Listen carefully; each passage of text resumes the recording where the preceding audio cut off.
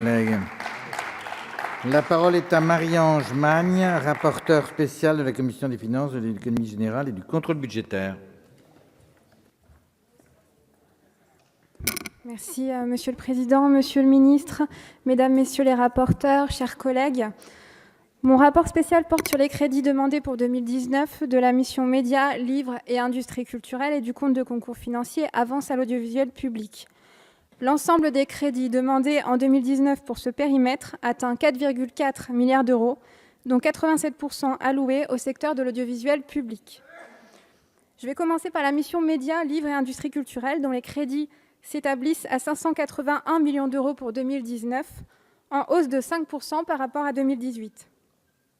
Le premier programme de cette mission porte les crédits majoritairement destinés au secteur de la presse, au soutien du secteur de la presse. Deux remarques peuvent être faites concernant ce programme. D'une part, le gouvernement a choisi d'augmenter de 2 millions la subvention versée à l'agence France Presse face aux difficultés qu'elle traverse. Cette dotation supplémentaire devra s'accompagner d'une refonte en profondeur du modèle économique de l'agence. Deuxième chose, le dispositif des aides à la presse connaît deux changements. D'une part, les aides allouées au portage diminuent de 5 millions d'euros. Et d'autre part, un fort redéploiement des crédits est effectué pour renforcer le soutien de l'entreprise de distribution de presse Prestalis. Le deuxième programme de cette mission regroupe les crédits dédiés au secteur du livre et des industries culturelles. Ce programme est marqué par une mesure importante de périmètre, puisque le financement du Centre national du livre se fera à partir de 2019 par dotation budgétaire et non plus par l'affectation de taxes. Je salue cette démarche qui permet utilement de renforcer la lisibilité de l'autorisation budgétaire du Parlement. Ce programme pose cependant deux difficultés. D'une part, le gouvernement a annoncé la budgétisation de 5 millions d'euros pour amorcer le financement d'un Centre national de la musique, initiative que je soutiens par ailleurs. Cependant, le projet de loi de finances actuel ne dispose d'aucune ligne budgétaire correspondant à ces 5 millions d'euros. Je présenterai donc un amendement pour transcrire cette promesse gouvernementale dans le budget.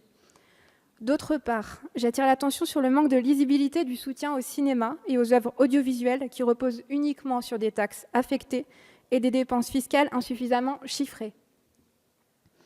Je souhaite désormais m'attarder quelques instants sur le compte de concours financiers Avance à l'audiovisuel public. Dans le cadre de la réforme de l'audiovisuel public, une démarche de rationalisation des ressources publiques allouées au secteur a été initiée l'année dernière et se poursuit cette année. Ainsi, la dotation nette totale versée aux sociétés de l'audiovisuel public sera de 3,8 milliards d'euros en 2019, en baisse de 1% par rapport à 2018. À horizon 2022, il est prévu que cette dotation ait baissé de 190 millions d'euros par rapport à 2018. Cette diminution des ressources publiques touche l'ensemble des sociétés. Elle découle d'une suppression de la part affectée de la taxe sur les opérateurs des communications électroniques à France Télévisions et du gel du montant de la contribution à l'audiovisuel public en 2019. Cependant, je tiens à souligner que la réforme de l'audiovisuel public doit aller de pair avec un mode de financement pérenne. La contribution à l'audiovisuel public, désormais seul vecteur de financement du secteur, devra rapidement faire l'objet d'une réforme importante dans le contexte de suppression de la taxe d'habitation à laquelle elle est adossée et de fortes modifications des usages de consommation du contenu audiovisuel. Un amendement adopté en commission des finances demande ainsi un rapport gouvernemental sur ce sujet avant le 1er juin 2019, afin de pouvoir intégrer cette réforme dans le prochain budget. Je voudrais insister sur le dynamisme de notre secteur audiovisuel qui investit massivement dans le numérique et produit une information de qualité accessible à tous nos concitoyens, malgré les coupes budgétaires demandées. Des coopérations sans cesse plus fortes sont créées entre les différentes sociétés de l'audiovisuel public, la plus marquante étant celle réalisée autour de la chaîne France Info, qui permet le fonctionnement d'une chaîne en continu de service public ambitieuse. Si la réduction de la masse salariale et la mutualisation des moyens s'avèrent nécessaires, certaines coupes budgétaires peuvent être questionnées, notamment la suppression de France 4 sur le canal linéaire.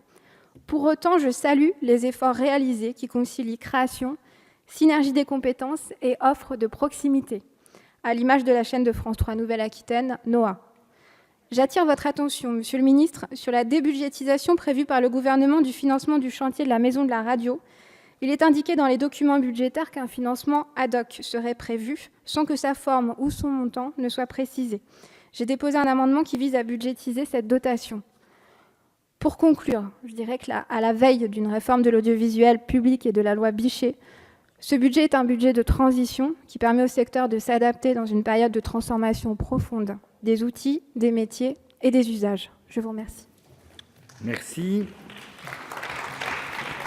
Merci, ma chère collègue. La parole est à